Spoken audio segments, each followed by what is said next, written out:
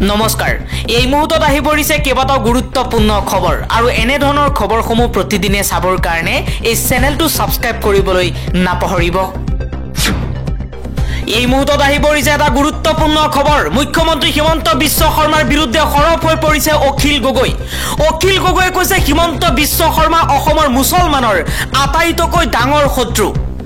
দাড়ি আৰু টুপি দেখিলে হিমন্ত বিশ্ব শৰ্মা পাগল হৈ যায় আৰু মুছলমানক জেলত ভৰালেই ধৰ্ষণৰ লগত জড়িত হলেই এনকাউন্টাৰ কৰি হত্যা কৰাৰ চেষ্টা কৰে মুখ্যমন্ত্ৰী হিমন্ত বিশ্ব শৰ্মাৰ বিৰুদ্ধে চেঙা সমষ্টিত এই মন্তব্য কৰিছে অখিল গগৈয়ে যে চাচা আৰু মামা 2026 দলিয়াব লাগিব আৰু যদি দলিয়াব নোৱাৰো সদায় মামাৰ অত্যাচাৰৰ বলি হৈ থাকিব আজি পঞ্চায়ত ল'ৰা এজনক যদি কোনোবা এটা কেছত পুলিচে ধৰি লৈ গ'ল ৰাতি 2টা বজাত দৌৰিবলৈ দি পিছফালৰ পৰা গুলীয়াই মাৰিলে মানে নে নামাৰে এনকাউন্টাৰ কৰে নে নকৰে চৰকাৰে কাম কৰিব পাৰে জানো কৰিব নালাগে হয় নে নহয় কিন্তু হিমন্ত বিশ্ব শৰ্মাই দাড়ি আৰু টুপি দেখিলে পাগলা হৈ যায় আৰু লগে লগে গুলীয়াবলৈ নিৰ্দেশ দিয়ে হয় নে নহয়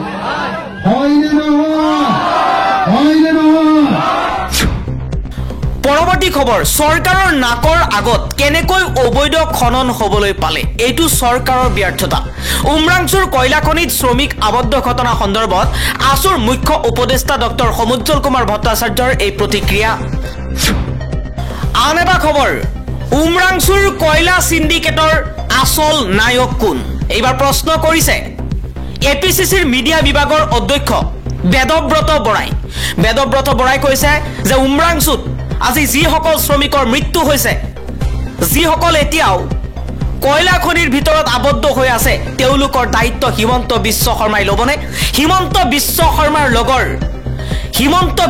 শৰ্মাৰ লগত ঘূৰি ফুৰা নেতাক সিন্ডিকেট চলাবলৈ হিমন্ত বিশ্ব শৰ্মাই অধিকাৰ দিছে নেকি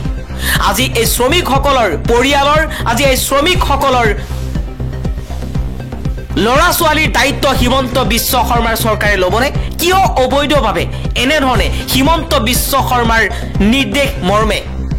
এনে সিন্ডিকেট চলিছে তাক লৈ প্ৰশ্ন কৰিছে বেদব্ৰত বৰাই কি কৈছে বেদব্ৰত বৰাই আহক চমুকৈ শুনি লওক আমি অসম প্ৰদেশ কংগ্ৰেছ কমিটিয়ে আজি গোটেই সমগ্ৰ ঘটনাটো যে অবৈধ কয়লা সিন্ডিকেট তাৰ প্ৰকৃত নায়ক কোন সেই কথা আমি ৰাইজৰ ওচৰলৈ লৈ গৈছো নায়ক কোন ওলাব লাগে আমাৰ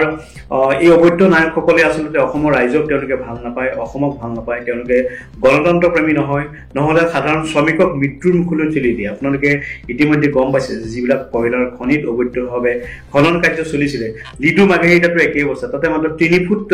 ওখ এটা গাঁতত তেওঁলোকে অতি কষ্টৰে কয়লা খনন কৰি আনিব লাগে আৰু সেই কয়লা বিক্ৰী কৰি পেলাই লাহ বিলাহত জীৱন কটাই একাংশ মন্ত্ৰী নাম তাৰ উত্থাপিত হৈছে বিষয়া নাম উত্থাপিত হৈছে এজন বিষয়া নটৰাজন আনন্দ তেওঁ এএমডিচিৰ পৰিচালনা সম্পাদকৰ পৰিচালনা সঞ্চালকৰ পদত আছে তেওঁৰ বিৰুদ্ধে ব্যৱস্থা গ্ৰহণ কৰা হ'ব নাই দেবিলাল গাউলুছাৰ পৰিবাৰৰ নাম উত্থাপন হৈছে তেওঁৰ বিৰুদ্ধে ব্যৱস্থা গ্ৰহণ হ'ব নাই তেওঁলোকক এতিয়ালৈকে কিয় গ্ৰেপ্তাৰ কৰা হোৱা নাই তেওঁলোকে ৰাজনৈতিক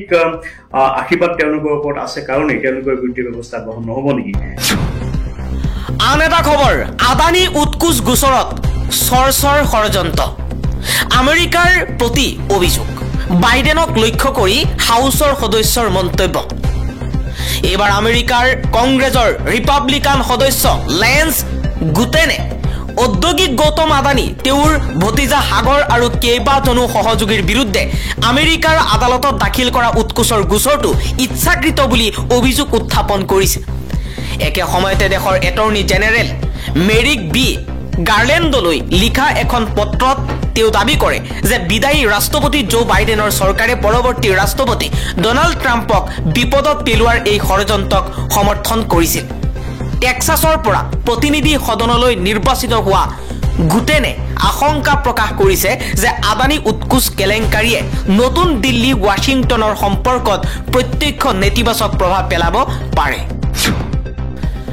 পৰৱৰ্তী খবৰ পথ দুৰ্ঘটনাৰ প্ৰথম ঘণ্টাৰ ভিতৰত চিকিৎসালয়লৈ নিলে বিনামূলীয়া চিকিৎসাৰ বাবে এখন আঁচনিৰ দৰকাৰ এইবাৰ উচ্চতম ন্যায়ালয়ে এই মন্তব্য কৰিছে উচ্চতম ন্যায়ালয়ে এই সন্দৰ্ভত এক প্ৰকল্প আৰম্ভ কৰিবলৈ কেন্দ্ৰীয় চৰকাৰক নিৰ্দেশনা দিছে 14 মাৰ্চৰ ভিতৰত এই প্ৰকল্পটো আৰম্ভ কৰিবলৈ কেন্দ্ৰক কোৱা হৈছে পথ দুৰ্ঘটনাৰ পাছৰ প্ৰথম ঘণ্টাটো সাধাৰণতে দুৰ্ঘটনাত আহতসকলৰ চিকিৎসাৰ বাবে অতি গুৰুত্বপূৰ্ণ বুলি গণ্য কৰা হয় এই 1 ঘণ্টাক চিকিৎসাৰ সোণালী ঘণ্টা বুলি কোৱা হয়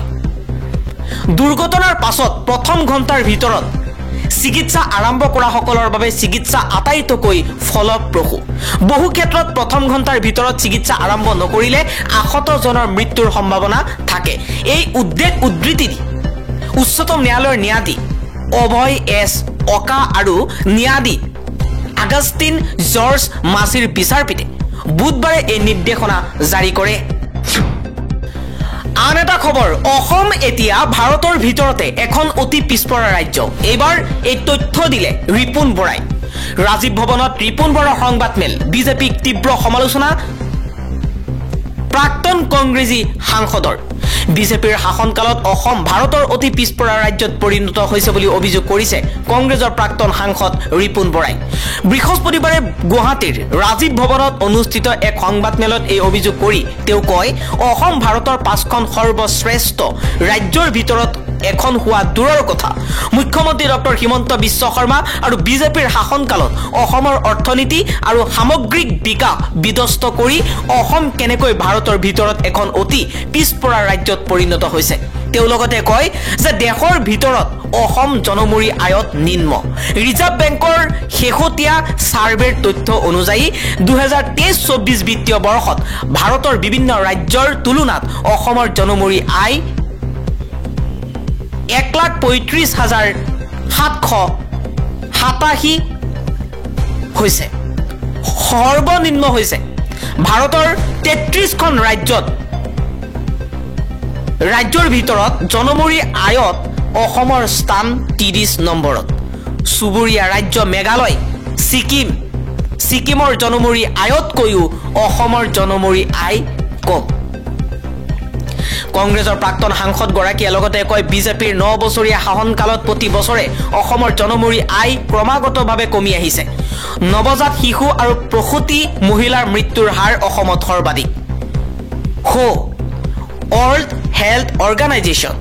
বিশ্ব স্বাস্থ্য সংস্থা আৰু ভাৰত স্বাস্থ্য পৰিয়াল কল্যাণ বিভাগৰ শেহতীয়া তথ্য অনুযায়ী